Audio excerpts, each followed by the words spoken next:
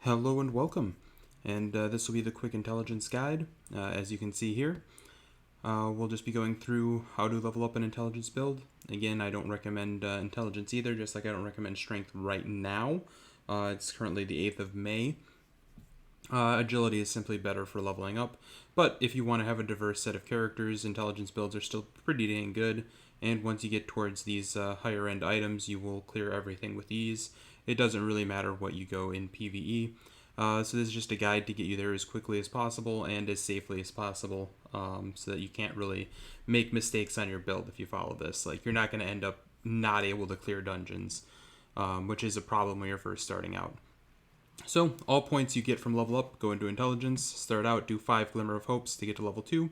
At level 2, you're going to do Hogger. You're looking for really any weapon that has intelligence.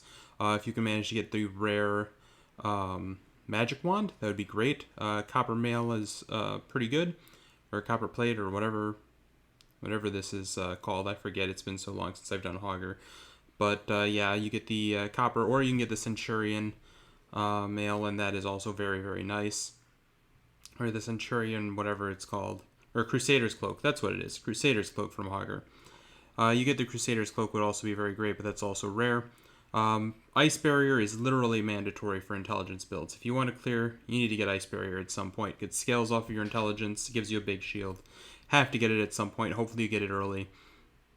Once you get to level 3, you can start doing Heroic Hogger to start trying to grind for that. But once you get some decent gear from Hogger, you can move on to Children's Cries. You're looking for a Sorcerer's Cowl and an Ivy Longbow.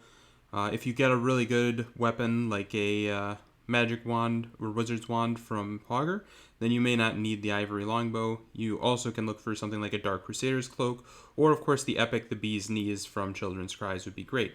Once you get to level 6, you can generally move on to Olgo's Demise, especially if you've hit Ice Barrier. You're going to be looking for Skull Slicer. That's pretty much it from there. Skull Slicer, you can get Handy Wand. That can also be an upgrade sometimes. But Skull Slicer is what you're really looking for. It's got Int and Agi on it, and that'll give you some evade. After you get to level 7 or so, you can move on to Farmhand. And Platinum Bludgeon will be a brief upgrade for you, but what you're really looking for is Mystical Shawl and Grass Blade. Once you have those two, regardless of what level you are, once you have those two items, you can move on to Heroic Awakened and start grinding for the next possible upgrade to your weapon, and that is the Starry Night. If you got a really good Grass Blade, you're not going to need the Starry Night at all. You're also looking for the Spectral Splint, which is an epic that drops from any of those bosses. Also, if you get the Spectral Bow, that is very good as well as a weapon and one of the best in slot weapons. Of course, the best in slot will be the Raging Tempest right now. And you are definitely looking for that Spectral Splint. There's no other armor that can really compete with that for int builds. And you need the Ice Barrier as well. So ideally, once you get towards the end game, you're going to want to have enough intelligence. You're normally going to want to stop around 90-95 because you start getting diminishing returns on hit chance. And then you want to get as much agility and charm as you can to increase your survivability. Generally, focus on about 40 plus agility to get that evade up. And once you have that, maybe even go to 50. And then you want to just get as much charm as you can to start bulking up and getting that extra HP and defense so that you don't die in 2 hits.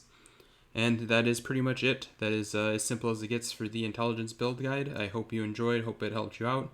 I will have this in the description below, so you can click on it, and I will. You can have this status. You can save this picture if you need it for reference. If you're just starting out new to the game, it makes it very easy to see what you're looking for, what the items look like, what you want them to find, and where they are found, and what dungeon you're looking to grind in. And what level you're grinding what dungeon at. Hopefully this will be helpful for some people. And thanks for watching. Make sure to like, comment, subscribe, and I will see you next time.